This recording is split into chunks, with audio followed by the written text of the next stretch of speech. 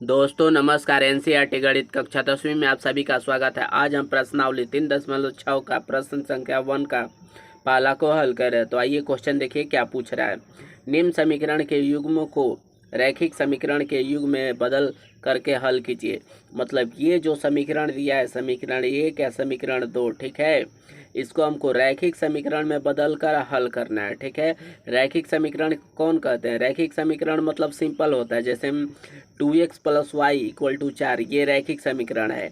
ये बटा वाला है तो ये रैखिक समीकरण नहीं कहेंगे। ठीक है, तो यही कह रहा है कि इसको रैखिक समीकरण में बदल कर तब इसको हल करिए। तो देखिए इसको कैसे हम बनाते हैं। पहले लिखेंगे यहाँ माना, देखिए लिखेंगे माना 1/x = a। यहाँ ए बी सी कुछ भी मान लीजिए अपने से, ये हो गया। ठीक है, और देखिए इसमें 1/y है तो यहाँ लिखेंगे 1/y बराबर b, ये मान लिए। ठीक है, अब देखिए आगे कैसे। यहाँ पर ये 1/2, ठीक है, अब फिर इसको 1/x हम कर सकते हैं। जैसे में ये देखिए यहाँ 1/2 है और ये 1/x से, अगर इसको हम गुणा करेंगे तो 1 में गुणा करेंगे तो 1 ही ना होगा। ठीक है, और 2 में x में गुणा करेंगे तो 2x, तो वही अलग अलग कर लिए हैं।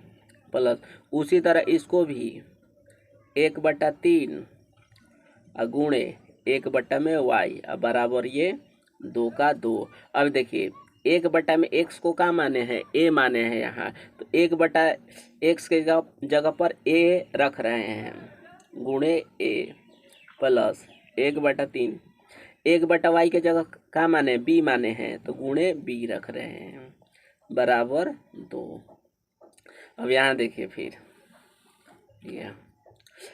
एक में ए में, यहाँ नीचे में कुछ नहीं है तो एक छिपा रहता है। ऐसे ये ए ऊपर में गुणा करेंगे, ए में 1 में गुणा करेंगे तो क्या हो जाएगा? a और बटा 2, ये प्लस 1 में बी में गुणा करेंगे क्या हो जाएगा? b और ये बटा 3 बराबर 2। ठीक है, अब इसको अब ये बट्टा पके जोड़ कर देंगे। बट्टा पके जोड़ कर देंगे तो रैखिक समीकरण आ जाएगा। तो देखिए इसको बट्टा पके कैसे, 2 और 3 को लघुत्तम लेंगे तो कितना हो जाएगा? 6। 2 के पढ़ नीचे नीचे भाग दिया जाता है, ऊपर में जो आंसर आता है गुणा कर देते हैं। ठीक है, तो 2 में ये 6 कितना बार में जाएगा? 3 बार में। 3 में ए में गुणा करेंगे तो 3a, प्लस 3 में 6 से भाग, सॉरी ये देखिए नीचे नीचे भाग दिया जाता है, जो आंसर आता है ऊपर में गुणा कर देते हैं। तो 2 के पढ़े कितना बार पढ़ेंगे कि ये 6 कट जाएगा, तो 3 बार में, तो ऊपर a है तो 3a। उसी तरह 3 के पढ़े कितना बार पढ़ेंगे? 6 आ जाएगा तो 2 बार में। 2 में b में गुणा करेंगे तो 2b बराबर ये 2। ठीक है, अब यहाँ से तिर्यक गुणा कर देंगे, नीचे कुछ नहीं है तो 1 छिपा है। 1 में ये सारे में करेंगे गुणा तो 3a प्लस 2b हो जाएगा। इसमें 1 में गुणा करेंगे तो ये सेम हो जाएगा। 6 में 2 में गुणा करेंगे तो 12। ये समीकरण 1 आ गया। ठीक है, यही रैखिक समीकरण बोल रहा था कि रैखिक समीकरण बनाइए। तो ये समीकरण 1 हो गया। अब आगे देखिए दूसरा के लिए, तो दूसरा हमारा ये था, ये देखिए 1/3x, तो ये वाला हम समीकरण यहाँ कर रहे हैं। जैसे 1/3x है, ठीक है ना, 1/3x, तो इसको 1/3 गुणे 1/x कर दे रहे हैं अलग अलग। तो यहाँ से देखिए उसको हम कर दे रहे हैं, एक बार लिख दे रहे हैं 1/3x प्लस 1/2y बराबर 13, ये। ठीक है, अब देखिए इसको क्या करेंगे, 1/3 को अलग कर दे रहे हैं, 1/x को अलग कर देना है, प्लस 1/2y को 1/2 को अलग कर रहे हैं गुणे 1/y को अलग कर रहे हैं, ये 13/6। ठीक है, अब 1/3 गुणे 1/x का मान क्या माने हैं ऊपर में? तो a माने थे तो a लिख दिए हैं। ठीक है, प्लस 1/2 1/y को ऊपर में क्या माने हैं? तो देखिए 1/y को b माने हैं तो यहाँ b लिख दे रहे हैं गुणे बराबर 13/6। अब देखिए a में 1 में a में गुणा करेंगे a नीचे कुछ नहीं है तो एक छिपा रहा, एक में 3 में करेंगे 3 गुणा, एक में बी में गुणा करेंगे बी, नीचे एक छुपा है, एक में 2 में गुणा करेंगे 2 बराबर 13 बट्टा में 6। फिर इसको बट्टा पक्के जोड़ कर रहे हैं हम, 3 2 के लघुत्तम 6, नीचे नीचे भाग देते हैं, जो आंसर आता है ऊपर में गुणा कर देते हैं। 3 के पढ़े कितना बार पढ़ेंगे, 6 कट जाएगा 2 बार में, 2 में ए में गुणा करेंगे 2a, इसमें भाग देंगे 3 बार में, 3 में बी में गुणा करेंगे 3b बराबर 13 बट्टा में 6। अब इसको हम तिर्यक गुणा भी कर सकते हैं, ठीक है। या एक नियम होता है, नीचे नीचे बराबर होता है चाहे ऊपर ऊपर बराबर होता है, कुछ भी गुणा में रहता है तो वो कट जाता है। ये कट गया तो हमारा क्या समीकरण बना, 2a प्लस 3b बराबर 13, ये समीकरण 2 हो गया, ठीक है। तो देखिए ये समीकरण 1 है, ये समीकरण 2 है। अब दोनों समीकरण को हल कर देने विलोपन से, ठीक है। यहाँ से a और b का मान आएगा, इस a b का मान वो जो माने हैं इसमें रख देंगे, यहाँ पर x बाई वाई, x बट्टा में 1/x 1/y में रख देंगे, ठीक है। तो समीकरण 1 समीकरण 2 को विलोपन विधि से हल कर रहे हैं। इधर देखिए यहाँ से ये तो समीकरण 1 हमारा कितना था, 3a प्लस 2b बराबर 12, ठीक है, दिखाई दे रहा है ना। ये समीकरण 1, समीकरण 2 कितना था, 2a प्लस 3b बराबर 13, ये समीकरण 1 है, ये समीकरण 2 है। इसको हल किए हैं सिंपल, तो ये हो गया, इसको हल किए हैं तो ये हो गया, ठीक है। अब देखिए इसको विलोपन विधि से हल करना, तो विलोपन विधि को हल करने का क्या नियम होता है, किसी एक को बराबर करते हैं, ए वाला को या फिर बी वाला को, ठीक है। उसके बाद जोड़ने घटाने पर लिखेंगे, तो हम पहले ए के बराबर करते हैं। तो ए बराबर करने का क्या नियम है, जो नीचे डिजिट रहता है उसको ऊपर में गुणा कर देते हैं, ठीक है, सभी के साथ, और जो ऊपर रहता है उसको नीचे में गुणा कर देते हैं सभी के साथ। 2 में 3 में गुणा करेंगे 6 प्लस 2 में 2 में गुणा करेंगे 4b, 12 में 2 में गुणा करेंगे 24, 3 में 2 में गुणा करेंगे कितना हो जाएगा 6a, 3 में 3 में गुणा करेंगे 9b, 13 में 3 के पार 13 3 26 13 39। अब क्या नियम होता है, अगर ये खुद से कटता है यहाँ पर तो लिखते हैं डायरेक्ट जोड़ने पर, नीचे चिन्ह चेंज नहीं करते हैं, लेकिन खुद से तो दोनों में से कोई कट नहीं रहा है, ये कट नहीं रहा है, ठीक है ना। तो यहाँ लिखेंगे घटाने पर, और जब घटाने पर लिखते हैं तो नीचे में सभी का साइन चेंज हो जाता है, यहाँ कुछ नहीं है तो प्लस है तो प्लस है तो माइनस हो जाएगा, ये प्लस है तो माइनस हो जाएगा, ये भी प्लस है तो माइनस हो जाएगा।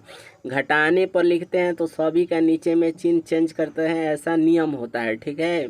अगर ये खुद से कटता तो जोड़ने पर लिखते हैं, और ये यहाँ चिन्ह चेंज नहीं करते। अब यहाँ देखिए 6a प्लस में 6a माइनस में ये कट गया, 4y प्लस में 9 b है 6a, अच्छा यहाँ देखिए 6a प्लस में 6a माइनस में कट गया, 4b प्लस में और 9b माइनस में, प्लस माइनस हमेशा घटता है, ठीक है। चिन्ह बड़ा वाला को लिखते हैं तो 9b में से 4b काटेंगे तो 5b हो जाएगा, और चिन्ह बड़ा वाला क्या है, क्योंकि 9b बड़ा है इसलिए माइनस है, इसको नहीं देखेंगे, ये मेन चिन्ह है। उसी तरह यहाँ देखिए प्लस माइनस हमेशा घटता है, तो 39 में से 24 काटेंगे तो कितना हो जाएगा, यहाँ 5, ये एक चिन्ह बड़ा वाला का 39 बड़ा है ना 24 है, इसलिए ये माइनस माइनस माइनस कट गया, b बराबर 15, दिखाई दे रहा है कि नहीं, यहाँ देखिए, ठीक है। ये तो 15, यहाँ गुणा में रहता, अगला स्टेप में ये भाग में आ जाएगा, ये कट गया, मतलब कितना बार में कटेगा, 3 बार में, तो b का मान कितना आ गया, 3 आया, ठीक है। अब b का मान लिख देंगे समीकरण 1 में रखने पर, ठीक है, ये वाला ये समीकरण 1 में रखने पर, तो यहाँ लिख रहे हैं b का मान समीकरण 1 में रखने पर, ठीक है। तो समीकरण एक कितना है, तो समीकरण एक देखिए 3a + 2b बराबर 12। 3a + 2 b का मान रख रहे हैं ये 3, ठीक है, ये b का मान रख रहे हैं यहाँ पर 3 बराबर 12।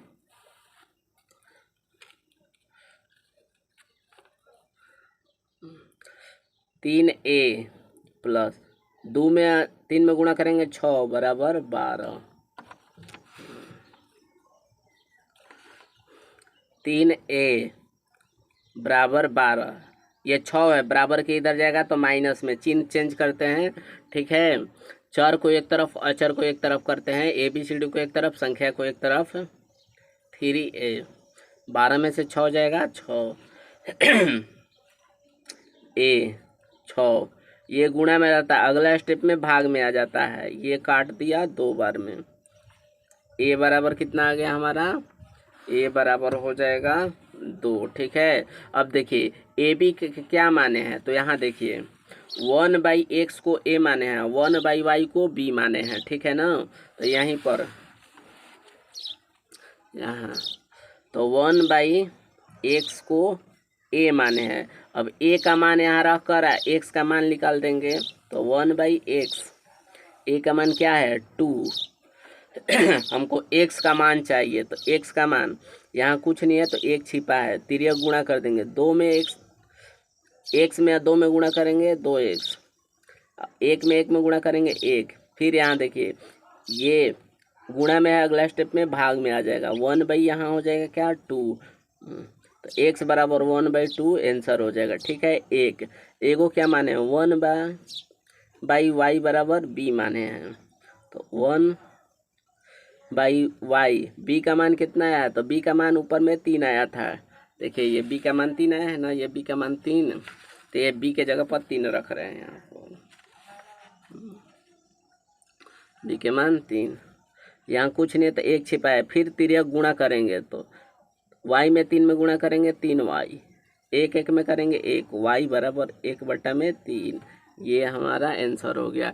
यही तो पूछ रहा था कि x का मान निकालिए और y का मान निकालिए, तो x का मान हो जाएगा 1/2 और y का मान हो जाएगा 1/3, ठीक है। अगर वीडियो पसंद है तो इसे एक लाइक शेयर सब्सक्राइब कर दीजिएगा, ठीक है। थैंक्स।